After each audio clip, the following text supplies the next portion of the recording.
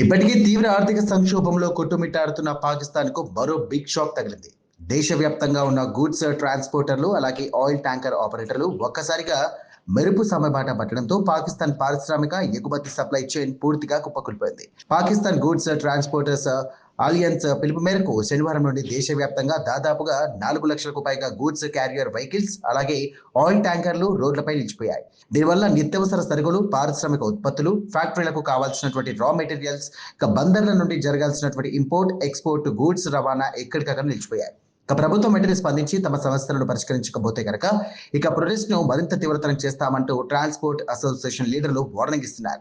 ఈ దేశవ్యాప్త సమ్మెపై Pakistan goods transporters alliance chairman Nisar Hussain Jafri మాట్లాడుతూ తమ డిమాండ్లపై సోమవారం రోజున పెట్రోలియం అలాగే ట్రాన్స్పోర్ట్, పోర్ట్స్ శాఖల మంత్రులతో ఉన్నత స్థాయి సమావేశం జరగనుందంటూ, ఈ మీటింగ్ లో ప్రభుత్వం నుండి సానుకూల నిర్ణయం వచ్చే వరకు కూడా ఈ స్ట్రైక్ కంటిన్యూ అవుతుందంటూ స్పష్టం చేశారు. దేశంలో దాదాపు 4 లక్షల గూడ్స్ వాహనాల చక్రాలు నిలిచిపోవడంతో మార్కెట్లకు, ఇండస్ట్రీలకు విపరీతమైనటువంటి నష్టం వాటిల్లుతోందంటూ, కానీ పాకిస్తాన్ ప్రభుత్వం తీసుకున్నటువంటి ఏకపక్ష నిర్ణయాల వల్లే తాము ఈ నిర్ణయం తీసుకోవాల్సి వచ్చిందంటూ ఆయన వివరించారు. ముఖ్యంగా రీసెంట్ గా ఇస్లామాబాద్ ప్రభుత్వం ప్రవేశపెట్టిన డైలీ ఫ్యూయల్ ప్రాసెసింగ్ మెకానిజం వల్ల ట్రాన్స్పోర్టర్లు తీవ్రంగా నష్టాల్లోకి నెట్టబయపడుతున్నారంటూ ఆవేదన వ్యక్తం చేశారు.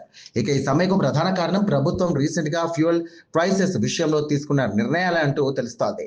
జూలై 17న పాకిస్తాన్ పెట్రోలియం మినిస్టర్ ఆలీ పర్వేజ్ మాలిక్ అలాగే ఇన్ఫర్మేషన్ మినిస్టర్ అట్టా తరార్లతో కలిసి ఒక ప్రెస్ మీట్ లో ఇంపార్టెంట్ అనౌన్స్మెంట్ చేశారు. వెస్ట్ ఏషియాలో నెలకొన్న ఉద్రిక్తతలు, ఇంటర్నేషనల్ మార్కెట్ లో క్రూడ్ ఆయిల్ ధరలో వస్తున్నటువంటి విపరీతమైన మార్పుల కారణంగా పాకిస్తాన్ లో ఇకపై ప్రతిరోజు పెట్రోల్, డీజిల్ ధరలను సవరించబోతున్నట్టుగా ప్రకటించారు. Oil and gas regulatory authority నిత్యం ఇంటర్నేషనల్ మార్కెట్ ట్రెండ్స్ బేస్ చేసుకుని కొత్త రేట్లను తమ వెబ్సైట్ లో పబ్లిష్ చేస్తుందంటూ చెప్పారు. నిజానికి మార్చి నెల నుండి పాకిస్తాన్ ప్రభుత్వం వారానికి ఒకసారి ఫ్యూయల్ రేట్లను మారుస్తూ రాగా జూలైలో దానిని డైలీ బేసిస్ కు మార్చారు. రోజు పెట్రోల్, డీజిల్ ధరలు మారిపోతుండడంతో గూడ్స్ రవాణాకు ఛార్జీలు ఎలా ఫిక్స్ చేయాలో తెలియక ట్రాన్స్పోర్టర్లు తీవ్ర అయోమయంలో పడ్డారు. దీనికి తోడు ప్రభుత్వం విత్ హోల్డింగ్ ట్యాక్స్ ను 2% నుండి ఏకంగా 7% పెంచడం ట్రాన్స్పోర్ట్ రంగానికి కోలుకోలేని దెబ్బగా మారింది. ఆయిల్ ట్యాంకర్లు కేవలం 2% విత్ హోల్డింగ్ ట్యాక్స్ మాత్రమే చెల్లిస్తుండగా తమపై మాత్రం 7% భారం మోపడం ఏంటంటూ గూడ్స్ ట్రాన్స్పోర్టర్లు ప్రశ్నిస్తున్నారు. పెంచిన ట్యాక్స్ ను వెంటనే 2%కి తగ్గించాలని, అలాగే రోజువారీ ఫ్యూయల్ ప్రైసింగ్ విధానాన్ని రద్దు చేసి పాత పద్ధతిలోనే నెలకొకసారి మాత్రమే పెట్రోల్, డీజిల్ రేట్లను రివైజ్ చేసే మంత్లీ ఫ్యూయల్ ప్రైస్ మెకానిజం ను తిరిగి అమల్లోకి తీసుకురావాలంటూ జాఫ్రీ డిమాండ్ చేశారు.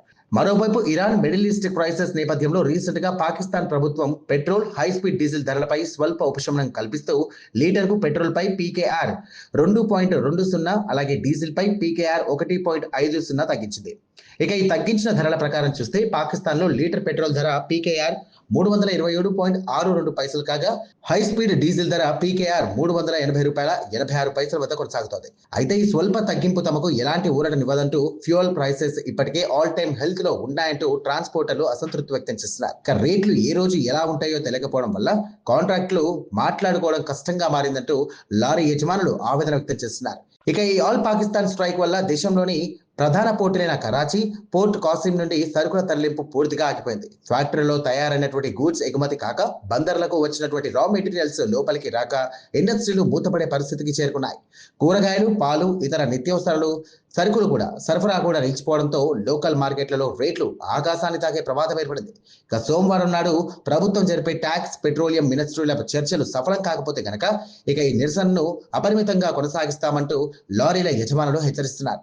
ఇప్పటికే రూపాయి విలువ పోయి ద్రవ్యోల్బణంతో అల్లాడుతున్నటువంటి పాకిస్తాన్ కు ఈ ట్రాన్స్పోర్ట్ స్ట్రైక్ పెను భారాన్ని మిగిల్చేలా కనిపిస్తోంది.